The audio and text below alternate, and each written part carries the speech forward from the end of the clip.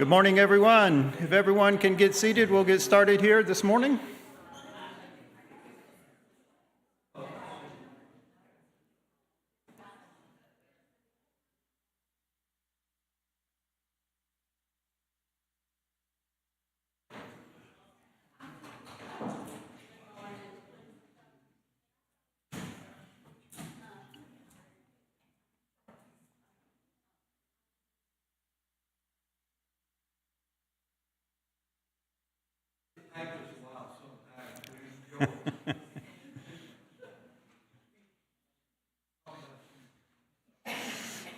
So good morning, everyone. We're very happy to be here with you this morning to share with you and report on two mission efforts. So the goal is heaven. No matter where you start out in life, we hope that everyone sets heaven as their goal in life. But something we don't think about or we just tend to accept is that not everyone starts out life in the same playing field. We don't get to choose our parents. We don't get to choose whether we're born into an affluent, wealthy family or a poor, poverty-stricken family. We don't get to choose what country we're born into. And this can make a great impact in our lives. So imagine if your birthplace determined your opportunities, your hopes, your dreams, your access to education, your access to healthcare, proper nutrition, safety, and your chances of salvation. Because there are places in the world where every day is a struggle due to poverty, threat of human trafficking, natural disasters, corrupt governments, and lack of spiritual nutrition. So these two mission efforts that we're telling you about today are out fulfilling the Great Commission, but we're also providing humanitarian aid to people that are struggling in the world. The heart of the Great Commission is that of making disciples of people. We know this from Matthew 28. It is a collective responsibility. We all, as believers, have a responsibility to be making disciples in the world, and that's what these two mission efforts are doing. So we're telling you this morning about Save Asian Souls and Philippine Mission Casa Esperanza of Angels. Both these mission efforts are 501c3 organizations here in the U.S. If you're not already familiar, you as a congregation are the overseeing congregation. Many of you may know my father there, Ron Brown. He is the founder of Save Asian Souls, and my wife is with us today. My wife and I started Philippine Mission Casa Esperanza of Angels. So many of you may know my father. He is 89 this year. He was diagnosed with Parkinson's a couple of years ago. He is, of course, as an elderly man suffering from age-related factors as well as the Parkinson's. His hearing is also rather poor now, but he is still working some. But a bulk of the work has been turned over to Jackie. Jackie is a graduate of the Memphis School of Preaching. He's been working with us for many years, all the way back to our China days. So Jackie has taken on the bulk of the work. As my father's health prevents him from traveling now, he has asked me to report to churches as I report on Philippine Mission, so that's what I'm doing with you today, and to be a backup leadership in the future for Save Asian Souls as his health will inevitably continue to fail. So just know that we have people in place to keep the work going. So for Save Asian Souls, the goal is to find girls between the ages of 8 and 20 that are at risk of human trafficking, teach them the Bible as well as secular learning. So how will we accomplish this goal? We provide a safe place for them to live. We call this a safe house. We provide them biblical as well as secular training. In some instances, we help them set up a business, and then we will follow up with them to make sure that they remain faithful. Save Asian Souls operates in 4 countries: Laos, Nepal, Thailand, and the Philippines. So what are the problems these girls are facing? One of the greatest problems is that of human trafficking. I know you've all heard about human trafficking on the news. It is nothing new. If you need a formal definition, it is the recruitment, transportation, transfer, harboring, or receipt of people through force, fraud, or deception with the aim of exploiting them for profit. So what is the severity of the issue? Depending on where you get your statistics, you may find different numbers because criminals do not report on their work. So all these are just estimations made by different organizations. But it is estimated that there are over 50 million people trapped in modern-day slavery. Child sex trafficking has been reported in all 50 U.S. states. It is the second most profitable illegal business right here in the U.S. So the average age of a human trafficking victim is only 14 years old. It is estimated there are 27 million girls trapped in slavery today. So this is a global issue. The fact that these numbers are reporting millions may be actual underestimates because we just don't know how many people are being trafficked. The most vulnerable and at-risk areas are areas that are in poverty, conflict, or climate-related disasters. So this is a very lucrative business. The human body is a great commodity. It can be bought and sold multiple times. It can be exploited over and over again. That's why Hope for Justice estimates this to be a $245 billion illegal business. A 2024 report on trafficking said that now estimated 38% of all trafficking victims are children, and 60% of the girls that are trafficked are for sexual exploitation. So the second problem that these girls are facing, and I'll tell you how this is intertwined with human trafficking in just a moment, is that of poverty. So poverty is on the rise in Thailand. Women are much more vulnerable to being trapped in poverty than men, and the demographic that is affected the worst is that of children. For Laos, it's estimated that 90% of the people live on less than $1.25 a day. I don't know about you, but I cannot live on $1.25 a day. That's just crazy. 44% of the children under the age of 5 are stunted. Many children suffer from malnutrition or anemia. Education is quite scarce. It's estimated that over 4,000 villages lack access to education in Laos. For Nepal, over 5 million people are undernourished. The Nepalese government is corrupt. You may have seen some unrest in Nepal a few weeks ago with the government, but the government is corrupt, so that is surely not helping these people, and they are not happy about their government. For every 1,000 babies born, it is estimated 35 of them will die before the age of 5, and lack of advanced farming methods also keep these people trapped in poverty. For the Philippines, it's estimated over 17 million people live below the poverty line. The Philippines suffer from more natural disasters than any country in the world. We have active volcanoes, we have earthquakes, we have typhoons, we have flooding, fires. Check your news, I promise you, one of these things is going on right now in the Philippines. For every 1,000 babies born, 28 of them are expected to die before the age of 5. And over 64% of the households in the Philippines struggle for food on a daily basis, not sure exactly where their next meal will come from. So how does poverty factor into the human trafficking victims? Because these people are desperate. They want out of poverty.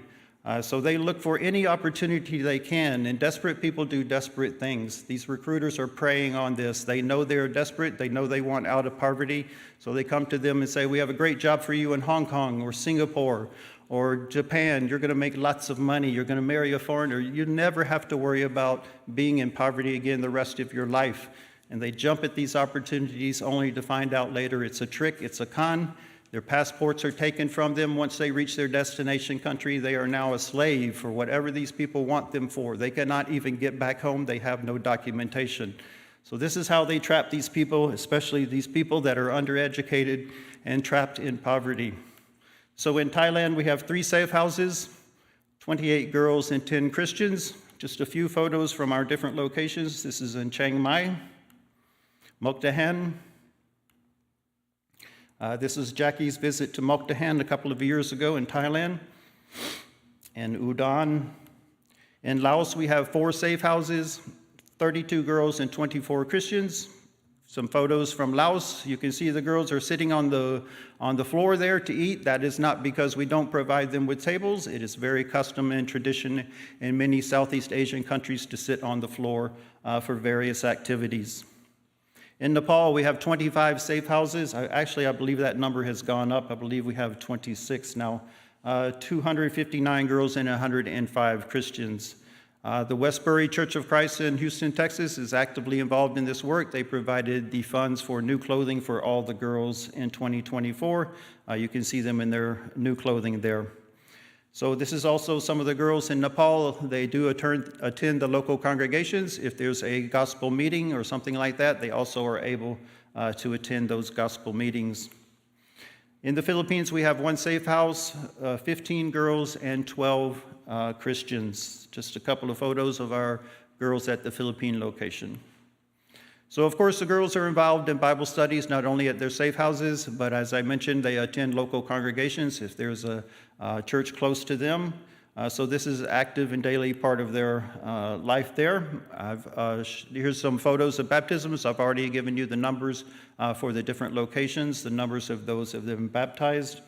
This is some baptism in Nepal, so it looks like a very large trash can, but we have to be often resourceful in getting these people saved. So the girls are also distributed their own personal Bible, and of course we encourage them to read and study on a daily basis. We also have other activities for the girls when they're not studying in school or in Bible studies. They do gardening where they have the space and it's conducive for that. They also do crafting, birthday parties for any girls that are celebrating a birthday. Some areas have more space than others available to them, and the climate's more conducive for doing gardening and fruit farming. In one location, they grow mushrooms. We also have a farm in Laos that supplies food for some of the safe houses close to that location. We also have a tailoring school in Nepal. This is a 2-year program. The girls, of course, learn to measure someone, make the pattern, and then sew the clothes. This photo is some of the younger girls at the safe house. So they get to practice their trade. On some of the younger girls, they get new clothes, and the girls in the sewing program get practice. So this is a win-win situation. If they complete this 2-year program, we provide them with a sewing machine and all the materials they need to set up a seamstress business. For 3 months, we keep that business supplied with what they need to get it off the ground. Once their business is established, they are much less vulnerable to human traffickers. They own their own business. They have their own livelihood. They no longer need to seek work outside the country or be trapped into these cons of the human trafficking recruiters. So this is one of our most recent graduates. There was a group of 6 girls. This is just one of the girls in that group. We do have new girls in the sewing program now. So we also do public education efforts. So these people in these impoverished villages are not aware of these tactics of recruiters. So we try and educate them so that when these recruiters come telling them of all these things that are so good and wonderful, too good to be true, that it probably is not true. So we try to educate them so less vulnerable to human traffickers. We also do disaster relief efforts, especially in Nepal, where there's earthquakes and such natural disasters. We provide blankets, clothing, food for people like that.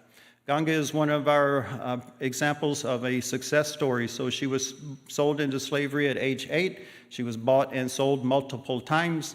Everywhere she was, her so-called owners abused her. We were able to get her out of that situation in 2016. She came to one of the safe houses. She was baptized. She completed the 2-year sewing program. We set her up with a sewing shop. You can see it in the upper left hand there. She is now married to a Christian man and has a baby girl. The photo on the extreme right is a recent photo of her less than a month ago. One of our workers visited with her to check on her. You can see her baby daughter is growing and her seamstress business is still thriving. So this is just one of the success stories of the girls that have made it through our sewing programs. So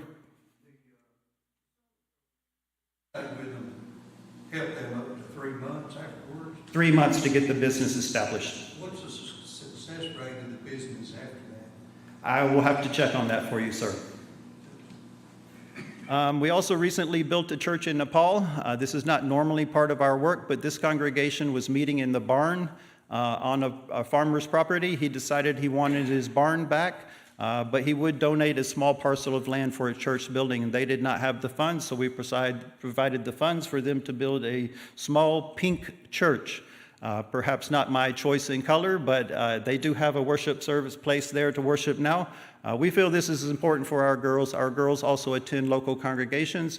Once they complete their course of study with us and are graduated, they will need places to worship out in the public area as well. So we feel it was very helpful to help this small young congregation. So there are many ways you can help as an individual and as a congregation. We know you already have been helping this work for many, many years. We're so thankful for that. But you can make a donation, you can sponsor a girl, you can share the work with others who might want to be involved. Of course, you can pray for the girls and our staff. That would be very helpful. You can be a Bible team member by teaching English using the Bible if you'd like to go overseas for a short time. This is some contact information for Save Asian Souls, but don't worry about trying to remember any of this. At the end of my presentation, I'll tell you how you can have some printed material to take home with you. So that is Save Asian Souls. That's one mission effort. The second mission effort we're telling you about this morning is Philippine Mission Casa Esperanza of Angels. So we're incorporated here in the U.S. under the name Philippine Mission. We're incorporated in the Philippines under the name Casa Esperanza of Angels. Casa meaning house or home. House of Angels, Esperanza. Esperanza is hope, House of Hope of Angels. Angels being the children at our residential care facility. So our goal is to seek and save the lost through two avenues: the residential care and teaching of orphaned, abandoned, abused, and neglected children, and outreach to the community there around us. So a quick history. In 2016, we purchased a 2-hectare piece of property, not a single tree, all sugarcane. We harvested all the sugarcane, began construction. By 2017, we had half our enclosure wall built, and the first children's home is under construction. This Google Earth from 2023, starting from the extreme right, we have our guardhouse at the entrance. We have our CEA Learning Center that was under construction at this time, but is now complete. We have 2 children's homes that are operational, fully functional. We have a playground for kids to play. We have a laundry house where our house mothers can do large loads of laundry. We have our visitor and staff housing that is almost complete, a new building. We have our our director's living quarters where my wife and I reside when we're there on the property. Our newest project that we hope to start very soon is our older boys residence building. And part of our property is dedicated to our sustainability, trying to provide as much food for ourselves as possible. So this is our CEA Learning Center, completed in June of 2024. It is a huge blessing for our work. If you remember, we were in an 18 by 36 tent before for all our group functions. Now we have this beautiful new building. So we have a multi-purpose room in this building. That is, of course, where we have our worship services and Bible studies, but anything that happens as a group happens in this space. We have birthday parties, movie nights, all kinds of activities for our kids. We'll tell you about in a few moments. The photo on the right is our kids enjoying their snacks for their 2024 Vacation Bible School. That was the first year because of this new building. We had the facilities to have Vacation Bible School, and we will continue that each and every year. So our multi-purpose room, as I mentioned, was for any kind of group settings, worship services, Bible studies. We do tutorials. We do seminars for staff. We have birthday parties for any children that are celebrating a birthday. We have movie nights for our kids because they do not have access to phones. We do not let them have access to phones unless they need it for their school work. We just really do not want them playing video games, TikTok, Facebook, YouTube, Instagram, all that stuff all day, all night. That's not good for their minds. We prefer them to focus on other things. So we also have a computer lab and library in this building. All our kids are enrolled in public schools, so it's very beneficial for them as they complete their school work. Also in this building, we have our licensed social workers office. We are required by law to have licensed social workers. They do our intake of new children. They do discharge if we have to discharge a child. They keep up with all the records, baptismal certificates, school records, medical records, all these things they maintain as well as report to the government and myself, so they're quite busy. We also have a small clinic in this building. It's nearly complete. It has isolation rooms on either side for boys and girls. So imagine if someone in a home with 20 plus children plus staff gets sick, everybody gets sick, or most everybody probably will get sick. So if we have a child with something contagious, we can isolate them out for a few days before returning them to the home in hopes that not everyone comes down with the illness. So we are fully licensed and registered. The Philippine government is very happy for us to be there, provided we comply with all their rules and regulations, which are quite extensive. But we do our very best. The boys' home is the home on the right, completed in 2018. We call it House of Hope. Has a maximum capacity of 16 boys. It is full. Every bed is full. Our girls' home on the left was financed by Save Asian Souls and completed in 2020. Has a maximum capacity of 24 girls, and it has 23 girls, only one empty bed in that home. So we're only one bed away from being at maximum capacity of our 2 existing homes. We do have space for at least 3 more children's homes on the property, so that will be coming soon, we hope. We accept children from a wide range of situations. We accept children between the ages of 3 and 14 years old. That's the age we accept them into the facility. If they do well, follow the rules, apply themselves in their schoolwork, we keep them all the way through college, vocational school, whatever it is they like to study, in hopes that they can be self-sufficient at that time. Orphans are quite rare, so we take children from a wide range of situations. We take children that we consider abandoned. It's very common for Filipinos to seek work outside the U.S. There are hundreds of thousands of Filipinos all over the world working. Often, many times, they leave children behind and start up new family where they find work, and they do not return. Sometimes they do not even send money or correspondence to these children. They've been left with a grandmother, an aunt, an uncle, and oftentimes these people are financially, physically not prepared to raise these children, so we end up with a lot of children we consider abandoned. We also take children that are neglected. Not every parent is a good parent. Sometimes children are neglected. We also take children that are abused, whether it's physically, mentally, or sexually, provided they do not have an active court case. If the court case has been resolved, then we will accept them. We also take children from extreme poverty. We've already talked about poverty in the Philippines. It's quite rampant, especially in the rural areas. It's not unusual for a family in the mountains, even if it's a mother and father that works very hard. They are probably only very low-level education. Their salary and wages are very low. Likely they will not even make enough money to feed themselves, much less 5 or 6 children, or send them to school, or send them to the doctor or the dentist or anything. So we find this situation a lot of times in the Philippines. Also, we take high-risk situations. Perhaps a child's family is involved in the illegal drug trade, or there's risk of rape for a girl. So we actually have children that fit into every single one of these categories. We currently have 39 children in our care. You can see our handsome young men and beautiful young ladies in these photos here. So these are the homes that our children come from. So these homes are put together with cocoa wood, weaved palm fronds, corrugated metal, pieces of plywood, anything that they can find to put together a home. And these homes are all probably squatters. They do not own the land that they are on. They will find a remote area, build a home, and hope to stay as long as possible or as long as the house stands.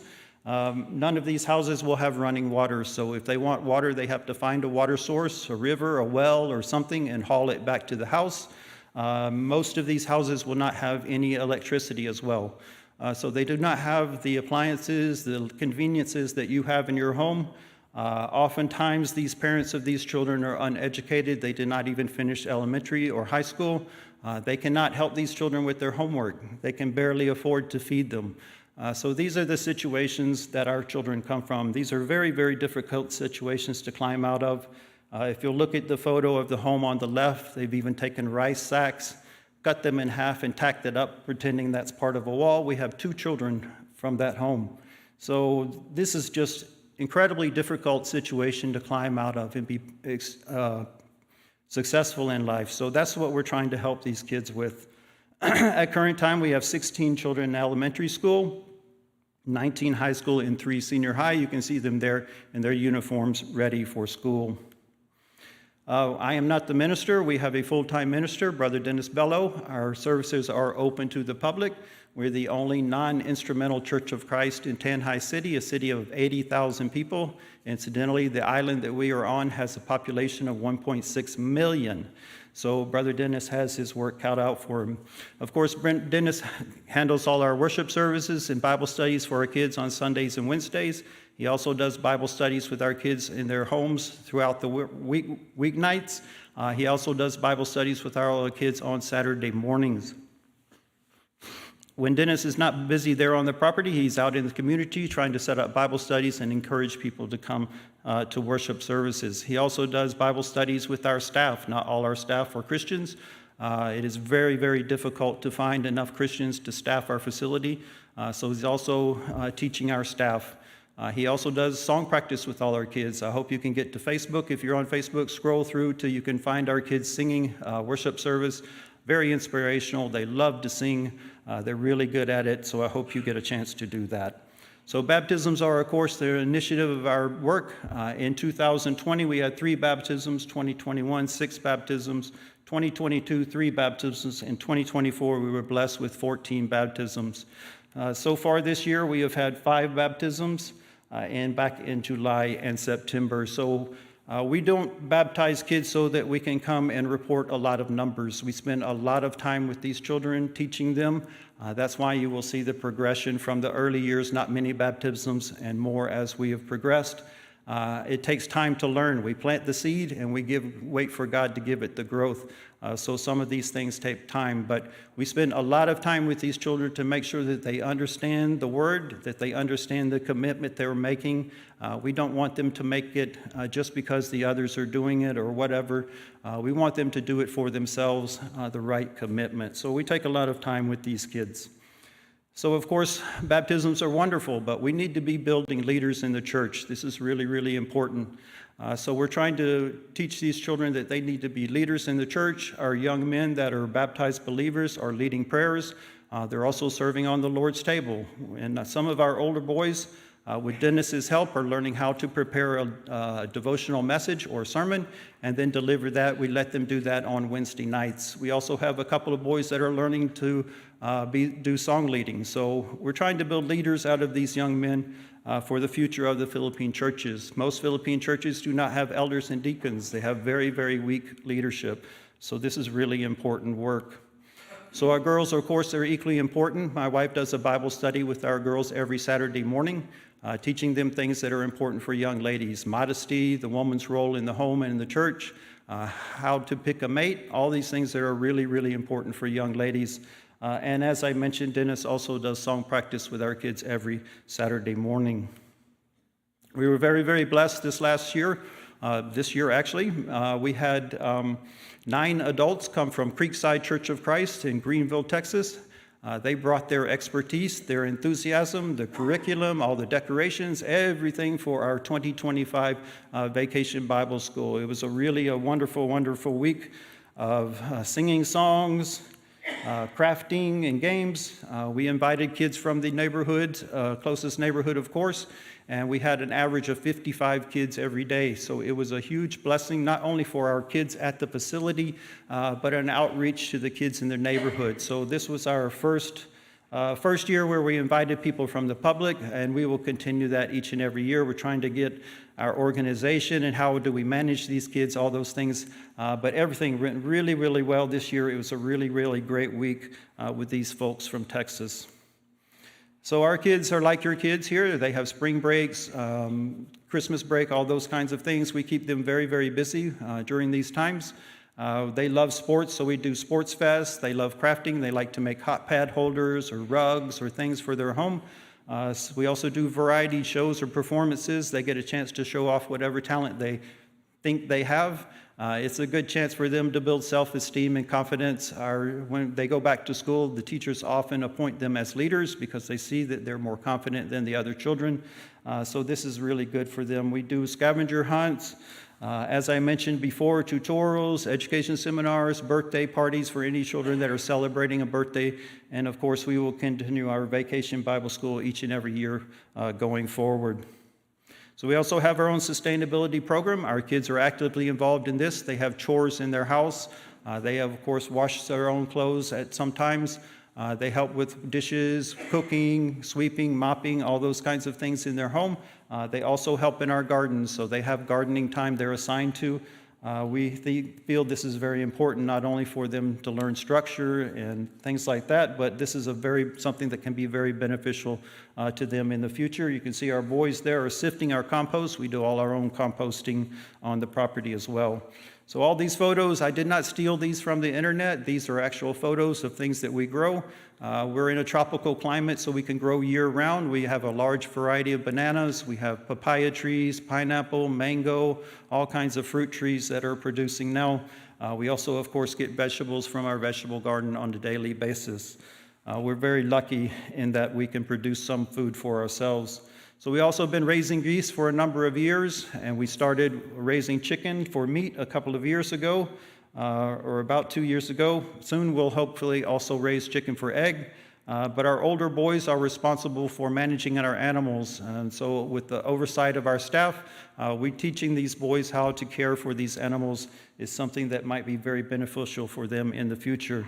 And very, very slowly, the top right, we're digging a pond, but it's a very, very slow process, digging by hand on occasion. But that's also for flood control, as well as we hope to raise fish possibly in the future. So we're doing everything we can to ease the burden on donors and provide as much of our own food as possible. So reaching out has been a big part of our work ever since the very beginning, even before we had a facility back in 2016. We're reaching out to the impoverished communities there around us. We generally provide each family with a meal. We provide children with flip-flops or clothing, sometimes little toys or things. We often provide the kids with hygiene products. Many kids don't even own a toothbrush. So we're really trying to help these impoverished people in their lives that are struggling. Then we provide a grocery pack for the family to take home, and we put Bible tracts in that so Dennis can follow up later and try and set up Bible studies with them. So this year in 2025 for February, we did an outreach for 7 families. You can see the thatched roof home of one of the homes there that they're living in. We gave them clothing, things that were secondhand that we can no longer use. As our bedding, our mattresses and pillows of our children begin to deteriorate past our standards, we also give those to impoverished people. These are secondhand things, and they know it, but they're very, very happy to have them. They're just struggling for basic necessities on a day-to-day basis. I did look in one of these thatched roof homes, and I could see where they were sleeping. It was just wood slabs. There was no mattress, no pillow, nothing. That's how they were sleeping. So I know they were very, very thankful for these donations. So what's next for us? So we are in the final stages of our staff visitor housing. This building has 6 separate apartment living spaces. 4 of them are dedicated for our staff. Our staff stay on the property 24/7 because we're caring for children around the clock. And they do not go home unless they have a day off. So many staff like to stay on the property. So we need additional staff housing. Also, 2 units in this building are dedicated for overseas guests. Perhaps you would like to come visit us in the Philippines, help with the Vacation Bible School and outreach, do Bible lessons with our kids, whatever you would like to do. We may have space there for you to stay. So this building, we have our plumbing fixtures installed. We have the tile. Doors are installed, roof, everything is complete. We need windows, paint, and furnishings, and this building will be complete. So it's very, very near to completion now. As soon as my wife and I get back to the Philippines, we'll finish this building up quite quickly. Our next project after that is our older boys' residence. So if you recall from our Google Earth image, the 2 existing homes are side by side. There's a boys' home and a girls' home. As our boys begin to get a little older, we'd like to move them a long, long, long ways from our girls' home, okay? They spend a lot of time looking at each other. So we would like to make that distance site a lot longer. So we'll plan a older boys' residence building back at the back of our property. We have space for that. This is where our boys, once they show an interest in the opposite sex, will be moved to a long ways from the other home. And some of these rooms in this house will have just a bed and desk, isolated, single room for some of our senior high and college age boys to have their own space where they can stay up late, study, do what they need to do in a more private space. So we hope to begin this building very, very soon. How can you help? We know that many of you are helping already, individuals as well as this congregation. We're very, very thankful for that. Perhaps others of you would like to be involved in the work. We ask for $35 a month to sponsor a child. That's only $420 a year to sponsor a child. This is a very, very small price to pay to bring a child out of poverty, teach them secular learning so that they can be successful in this life. But the bottom line of everything that we do is teach them about God and hope they develop that relationship with God. So $420 a year to save a soul, that's nothing. That's nothing, really nothing. And I hope you could see the poverty and difficult situation these kids come from. So $420 a year, you can sponsor a child.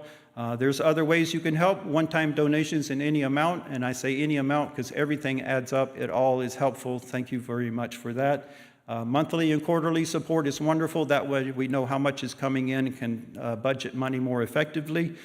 Perhaps you don't like to think or talk about it, but everyone's leaving this earth one day. Perhaps you would like to leave a legacy donation and a will. You can do that. We also have a donor in Lebanon, Tennessee that has donated stocks multiple times. That stock continues to make money if that's something you would be interested in doing. We also accept Delta Sky Miles. Perhaps you have Delta Sky Miles you can't use. You can donate to us to help with our travel expense back and forth to the Philippines. Perhaps you say, Mr. Brown, I financially cannot help with any of that, but perhaps you can help in other ways. You can always pray for us, our administration, our staff, our children. You can donate books. We can send books to the Philippines. Perhaps you have something here even at the church, some Bible study material or other things that are just collecting dust. We can ship that to the Philippines, put that to use. If you have sports equipment, children's clothing, all kinds of things, come visit us, help us with the Vacation Bible School, do evangelism in the community. There's lots of ways you can help. If you would like to ship something to the Philippines, you can ship it to our address in Georgia. We'll repack it and send it on to the Philippines. We just shipped 2 boxes in the last couple of weeks. We're happy to do that if you have something you would like to donate along those lines. So we're very happy to be with you this morning. We do have our own website that you can visit to find out more about our work, our services, our programs. We are also on Facebook. Check out our Facebook page. We post quite frequently on Facebook. You can get up to date on what's going on quite easily that way. You can always contact me on my email address if you have other questions or concerns about either of the works. This morning, once we finish our Bible study or worship service, if you'll head to the foyer, there's a display set up in the foyer. My wife has set up a display. There's lots of photos there for you to check out. There's also sign-up sheets for Save Asian Souls or Philippine Mission. You can sign up to sponsor a child, a girl with Save Asian Souls, or a boy or a girl with Philippine Mission. You can also sign up for our newsletters. Sign up there and check the box at the end for newsletter, and we'll send you a newsletter. Philippine Mission sends out a newsletter every month. It will keep you up to date with projects and things that are going on at the facility. If you don't have email, we'll be happy to mail that to you. Also on that table are sign-up sheets. We'd love for you to sign up. I mentioned the sign-up sheets, okay. Also on that table are brochures. So be sure to pick up a brochure for either Save Asian Souls or Philippine Mission, because on the back of the brochure are all our contact information. Email addresses, phone numbers, websites, all that stuff is on the back of the brochure. So pick up a brochure, take that home with you. You won't have to have remembered anything, but take the brochure home with you, and you'll have all that information readily available for you. We're very thankful for this congregation being supportive of our work and overseeing these works. We're thankful for those of you that may be sponsoring a girl or a child, so thankful for your support. I believe I have a few minutes. If I can open it up for questions, any more questions, I'll be happy to answer any questions, and then we'll conclude this morning. Any questions this morning I can help you with? Yes, ma'am. What kind of books do you like? What kind of books? So our age ranges for our children are mostly, we accept children from age 3, but most of our children are older. So our youngest is age 7, and our oldest is 18. So anything for a child from 7 to 18. Textbooks would be wonderful, especially textbooks are very helpful. But anything that's clean and acceptable for young Christian children, we'll accept. Even for younger children, coloring books or workbooks, all those kinds of things are very beneficial. We have a library, we're trying to stock it, so we have lots of space for books. Any other questions this morning? Yes, sir. How much money do you have to come up with a year to fund your organization? So I'm not quite sure for Save Asian Souls. I would have to check on that information for you. For Philippine Mission, our monthly budget, because we have ongoing construction. So understand that once we complete all our construction, the overall cost would come down. But because we have ongoing construction projects, we spend about $10,000 a month on average to operate the facility. Order your materials outside We the Philippines? We source as far as materials for construction, we travel to a city that's about 45 minutes south of us that has multiple supply vendors where we can get most anything we need. These poverty children at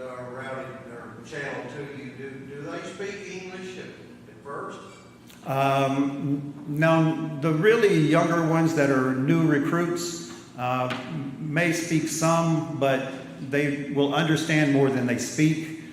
So in the Philippines, there's what's called like a national language, which is the National Capital Region language, that most everybody in the Philippines will know, but there's thousands, if I assume there's thousands of dialects all throughout the Philippines. So depending on what area you're in, you'll also have another language. And then they're taught English in school. So if they're enrolled in school, they're beginning to learn English. So all of our kids know 3 languages: the national Tagalog, the local dialect Cebuano or Visayan, and then English. So our kids know 3 languages. Yes, ma'am. How do you get the kids that come in? Like, how do you find out about them? So we get referrals. We get referrals from government agencies, maybe a city or a local Department of Social Welfare office. We also get referrals from teachers or principals at schools, even the police. It can be just a citizen that says, hey, look at these kids. They're suffering. There's a problem with the family. They need help. So we would send out our licensed social workers to that location. They will do a full case study. So they will find out everything they can about the family, about the child, the income levels, dynamics of the family situation. Does the child have a birth certificate? Are they enrolled in school? What kind of physical, mental disabilities do they have? They will find out as much information as they can. They present that to me, and then I will review that to see whether I think they can be successful in our programs or not. So there are thousands, if not millions, of children in the Philippines running the streets. They call them street children. These kids live on the street. That's where they were born. That's where they live. They steal off vehicles, they steal from people, businesses, all kinds of things. We don't generally accept those kids because the first thing they're going to do is run away. They're happy on the street. They're free. They have no rules. That's the life they live. So we're very selective about our kids because we don't want to have to deal with a lot of runaways. So we select them very carefully that we think this kid wants to be successful in life. They want to finish school so that we have less problems and difficulties in that area. So we're very selective about our kids. Not all of them will complete the program. Some of them just can't handle the strict rules, house rules, and being overseen like that. But most of the kids are doing well. Any other questions this morning? Dollar buy in the Philippines. Excuse me, sir? What will a U.S. dollar buy? Like, how's that convert? Okay, so basically, of course, the exchange rate fluctuates daily, but it's usually around 55 pesos per dollar. That's an average right now. So for 55 pesos, I'm trying to put that into, if we compare it to how far a dollar will go, let me put it this way. Our construction workers work 8 hours a day in brutal 90-degree weather. Manual labor for about $6 or $7 a day. That's a day, not an hour. So that's how it converts. So Filipinos buy a lot of rice. They will buy a kilo of rice, which is 2.2 pounds of rice, for around 50 pesos. And from homes that are, they're live in very poor conditions, do they ever get to go back and see their families, or their families visit? Yeah, we do not cut ties with their families. So even however bad the situation, if it's an abuser or something, they're not allowed to visit the children, of course. But we allowed the family to visit them at the facility. They just have to set up an appointment. Unfortunately, I would say over 85% of them can't even afford the transportation to come visit at the facility. If there is a family emergency, a death, or some serious situation, we will let the child go home for a few days to be with the family. And they do get a phone call every month. They can talk on the phone with their family. If their family has a phone or has access to a phone, they can do a video call with their family every month. So we don't cut their ties. If they finish the program and they want to go back to their family, they're free to do that. Yes? Do y'all have any need for like puzzles and? Sure. Puzzles, games, yep, we can use that as well. We thank you for your time this morning. My wife and I will be in the back in the foyer following the service this morning. If you have other questions, we'll be more than happy to answer your questions. And thank you so very much.